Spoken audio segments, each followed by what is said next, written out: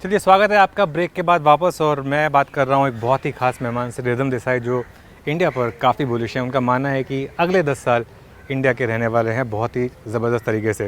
Rhythm, break से पहले आप बता रहे थे कि आप NBFCs पर काफ़ी बुलिश हैं। NBFCs में भी अलग अलग तरह की NBFCs हैं। एक तो आपकी क्लासिकल बजाज फाइनेंस टाइप की NBFCs हैं, एक आपकी ऑटो NBFCs हैं जिनमें हमने अच्छा मूव देखा है, एक उसके अलावा गोल्ड NBFCs हैं। जैसे अक्रॉस द बोर्ड आप बुलिश हैं या कोई एक पर्टिकुलर सेट है जहाँ पर आप ज़्यादा बुलिश हैं? नहीं, मुझे ज़्यादा अंतर नहीं दिखता इन दिनों इनमें क्योंकि जो कहानी मैं समझा रहा हूँ 12 महीने की, वो लायबिलिटी कॉस्ट, मतलब उनके फंडिंग कॉस्ट से लेके है, तो सबको फंडिंग कॉस्ट का फ़ायदा होगा। अब वो जहाँ पे लैंड कर रहे हैं वहाँ पे ग्रोथ रेट्स अलग हो सकते हैं। जैसे ऑटो सेक्टर में मुझे लग रहा है अगले 12-24 महीने में बहुत तेज़ी आएगी, तो वहाँ पे लैंडिंग ग्रोथ शायद ज़्यादा हो सके, तो वो थोड़ा सा अंतर आएगा। लेकिन जो मेन स्टोरी है, जो मेन कहानी है, वो लैंडिंग कॉस्ट को लेके है। ग्रोथ तो सबका आएगा, लैंडिंग ग्रोथ तो पूरे सिस्टम में आने वाला है, बैंक्स को भी मिलने वाला है। ओके, यहाँ पे जो समस्या है वो निम्स की है। तो बैंक्स में 6-8 महीने का ये जो निम का प्रेशर है ना, वो है थोड़ा सा, जो NBFCs में नहीं है। ठीक है, परफेक्ट। अच्छा, ऑब्वियसली जब NBFCs और बैंक्स ग्रो कर रहे हैं तो इसका मतलब ये है कि वो किसी को फाइनेंस कर रहे हैं तभी ग्रो कर रहे हैं। और एक इंडिया में जो लास्ट बुल मार्केट आई थी उसमें 2 पिलर्स थे, consumption and those financing consumption. तो फाइनेंसिंग का तो हमने बात कर ली, कंजम्पशन की बात करें, कंजम्पशन में मैसिव रैली हुई है। ऑटोज़ और स्टैंडर्ड आपका जो स्टेपल्स हैं, दोनों में ज़बरदस्त बाइंग रही है। ये सेक्टर्स अभी भी आपको लग रहा है कि यहाँ से आगे रैली दिखाएंगे? सो स्ट्रक्चरल बेसिस पे अगर आप देखो 5 साल या 10 साल का व्यू है, तो कंजम्पशन में तो बड़ी मात्रा में ग्रोथ है। जैसे मैंने पहले समझाया था कि जो पर कैपिटा इनकम है आज $2,300 के आसपास है, वो 10 साल में 5,000 के ऊपर चली जाएगी। जो बेसिक नेसेसिटीज़ है, रोटी कपड़ा मकान, उसका जो खर्चा है वो डॉलर में तो $1,000 ही रहेगा। तो ये जो नॉन स्टेपल कंजम्पशन, जिसको हम डिस्क्रेशनरी कंजम कहते हैं, उसमें बहुत बड़ी ग्रोथ आने वाली है। वो $600 का जो आंकड़ा है आज का, वो जाके अगले 10 साल में करीबन $3,500 हो जाएगा। तो आप 6 गुना वहाँ पे ग्रोथ लगाओगे, तो आप देख लो कितना होता है प्रति साल। उसका कंपाउंडिंग इफेक्ट जो है ना, हर एक कंपनी को जो कंजम्पशन सेक्टर में, उसको ये महसूस होगी। तो ये एक ही पर्टिकुलर सेक्टर में नहीं, अब हर एक कंजम्पशन सेक्टर में डिमांड सप्लाई का अंदाज़ा लगाना पड़ेगा। कहीं पे कंपटीशन बढ़ने वाली है, कहीं पे नहीं आएगी, तो वो एक आई थिंक ध्यान रखना पड़ेगा। अगर कंपटीशन बढ़ रही है तो मार्जिन पे प्रेशर आएगा, तो अर्निंग्स ग्रोथ उतना नहीं आएगा। जहाँ पे नहीं आ रहा है सप्लाई, वहाँ पे आएगा। दूसरी, मुझे लग रहा है कि लग्जरी कंजम्पशन में सबसे ज़्यादा बढ़ोतरी होने वाली है, क्योंकि जैसे मैंने पहले समझाया, ये जो हमारे यहाँ जो रिच हाउस होल्ड्स इमर्ज हो रहे हैं, वहाँ पे जो ग्रोथ हो रहा है 50 लाख से 2.5 करोड़, 5 गुना जो ग्रोथ हो रहा है, वहाँ पे उनको जो इनकम ग्रोथ आएगा, उससे लेके लग्जरी कंजम्पशन में, जैसे travel, leisure, luxury goods, I think सबसे ज़्यादा तेज़ी वहाँ पे आएगी।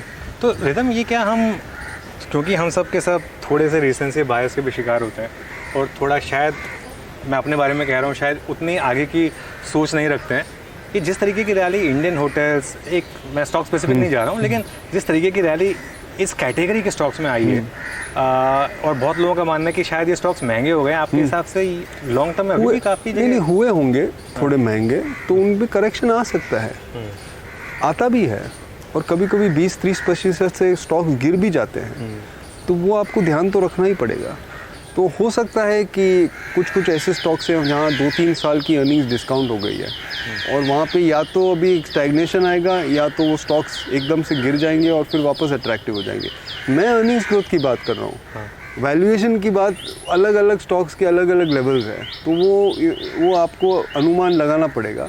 अब वैल्यूएशन को भी आपको ध्यान से देखना है। लोग क्या करते हैं, पी रेशियो देख लेते हैं। तो सबसे बेसिक नहीं, सबसे यूजलेस मेट्रिक है। उसका कुछ भी लेना देना नहीं है स्टॉक प्राइस। स्टॉक प्राइस क्या होता है, जो आगे का जो आपको कैश फ्लो में ग्रोथ हो रहा है, उसको हम डिस्काउंट करके उसका प्रेजेंट वैल्यू निकाल के, वो होता है स्टॉक का वैल्यू। पी का कोई लेना देना, पी क्या है, अगले साल के अर्निंग्स या पिछले साल के अर्निंग्स के आधार पे है, तो उसका क्या लेना देना है स्टॉक के वैल्यू के साथ। तो एक बहुत ही रफ टूल है जो डेंजरस है इस्तेमाल करना, क्योंकि कुछ लोग ऐसा मानते हैं अगर 40-50 का पी हो गया तो स्टॉक महंगा हो गया, ओके, और 10 का पी हो गया तो स्टॉक सस्ता हो गया। इतना आसान नहीं है। इतना अगर आसान होता ना तो everybody would be making money in the market. इतना आसान नहीं। मेरा तो ये मानना है कि अगर पी आपका बहुत कम है तो ध्यान रखो, कुछ तो गड़बड़ है। क्योंकि बाजार 10 में से 8 बार सही होता है, ठीक बात। तो सिर्फ 1-2 बार गलत होती है बाजार। इनफैक्ट मेरे 30 साल की करियर में मार्केट सिर्फ 2-3 बार गलत हुई है। एक बार गलत हुई थी मार्च 1992 में, ओके, जब सेंसेक्स का पी 50 था। ये स्टॉक्स को छोड़ो, सेंसेक्स का पी 50 था जो आज 20 है। तो इमेजिन करो आप, सेंसेक्स का पी 50 हो गया। फिर 2000 की साल में जब टेक बबल हुआ था, ओके, फिर 2008 में ग्लोबल फाइनेंशियल क्राइसिस के बॉटम पे और टॉप पे भी, दोनों बार। 2020 में मैं नहीं मानता हूँ मार्केट गलत था, गिरे थे स्टॉक्स, लेकिन जैसे मैं अभी उसका हिंदी अनुवाद करना मुझे आता नहीं, आप मुझे हेल्प कीजिए कि it was the point of maximum uncertainty in my life. बिल्कुल 30 साल में इतनी अनसर्टेनिटी नहीं थी। 2008 में तो हमें पता था क्या हो रहा है, ओके, अनुमान सिर्फ ये लगाना था कि क्या पॉलिसी एक्शन आएगी और कब टर्न अराउंड होगा। 2020 में पता नहीं था कि ह्यूमैनिटी सर्वाइव करेगी। 2020 का जो कोविड का जो मामला था उसमें किसी को नहीं पता था, लेकिन एक मैंने सीखा था, जो मैं सब बुक्स पढ़ता हूँ ना, उसमें से 2-4 चीज़ सीख लेता हूँ। तो उसमें एक सीखा था मैंने कि point of maximum uncertainty is also the point of maximum return. वाह। तो मैं मार्च एंड अर्ली अप्रैल में एकदम तेजी में आ गया कि बट मुझे एक्चुअली नहीं पता था कि कोविड में क्या होने वाला है। मैं कोविड पे ये सिर्फ भाव से मैं जा रहा था। भाव भगवान है, भाव से आप काम करो, सब सही हो जाता है। बिल्कुल नहीं, बिल्कुल सही बात है एकदम। और उस समय वो टाइम अलग था, और वो उस समय जिसने पैसा डाला होगा उसके तो खैर ज़बरदस्त चांदी, जो भी कहिए आप। तो रिदम, एक और बड़े सेक्टर की बात कर लेते हैं जहाँ पर आपने काफ़ी समय से ट्रैक किया, और क्योंकि आप इतने फॉरेन इन्वेस्टर से भी मिलते रहते हैं, इस समय इंडियन आईटी को लेकर क्या व्यू बन रहा है? क्योंकि कोविड के बाद हमने मैसिव रैली देखी। आप पी को भले ही वो कुछ भी कहें, लेकिन एक बात बनने लगी थी कि 30 times is the new normal. Large cap IT में तो पूरी की पूरी वापस ज़मीन पर आ गई कंपनियाँ, लेकिन अब यहाँ से क्या? यूएस में हमारा नहीं मानना है कि रिसेशन आ रहा है, लेकिन कुछ सूत्रों का मानना है कि रिसेशन आएगा। रिसेशन में आईटी स्पेंडिंग कट्स आएंगे, तो ये अभी भाव में आ रहे हैं। तो मेरे हिसाब से ये भाव में आ गया है। US recession is priced in, okay. अब जो डिबेट है नया, एक्चुअली यूएस रिसेशन के परे जाता है, वो एआई पे है कि आर्टिफिशियल इंटेलिजेंस को लेके कितना नुकसान होगा या कितना फ़ायदा होगा। मेरे हिसाब से अगले 3-4 साल में फ़ायदा है, उसके बाद नुकसान हो सकता है, क्योंकि ये पूरा जो एआई का रोल आउट है उसके लिए कोडिंग करना पड़ता है, और कोडिंग में सबसे माहिर इंडियन इंजीनियर्स हैं, सबसे सस्ते इंडियन इंजीनियर्स हैं। तो आपको अगर बड़ी मात्रा में एआई का कोडिंग करना है तो ये पूरा जो रेवेन्यू है वो इंडिया को आएगा। तो मेरे हिसाब से ये भाव में आ गया है। अब देखते हैं, अगर यूएस रिसेशन आया और ख़राब रिसेशन आया और 4-5 क्वार्टर का ग्रोथ चला गया तो फिर हो सकता है कि और गिरावट आए, लेकिन बेस केस में आई थिंक इट्स प्राइस्ड इन। कोई सेक्टर्स जहाँ पर आपको लग रहा है कि अब थोड़े हेडविंड्स हैं, यहाँ पर थोड़ा सा अवॉइड करना चाहिए इस समय?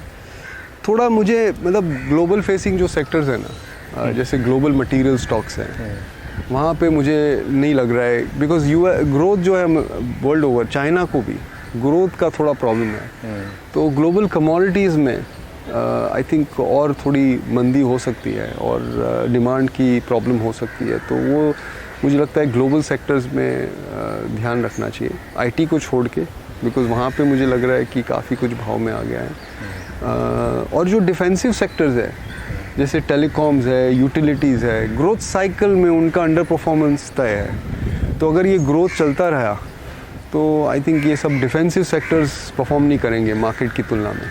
Rhythm, thank you so much. Thank you, बहुत मज़ा आया आपसे बात करके। और मुझे अब आपसे कोई शिकायत नहीं है। जैसा आपने कहा कि काफ़ी बहुत समय बाद आपने मुझे समय दिया, लेकिन बहुत अपॉर्चुन टाइम पे दिया, और सबसे पहले मुझे समय दिया और इतना ज़्यादा टाइम दिया, उसके लिए thank you so much. Thank you.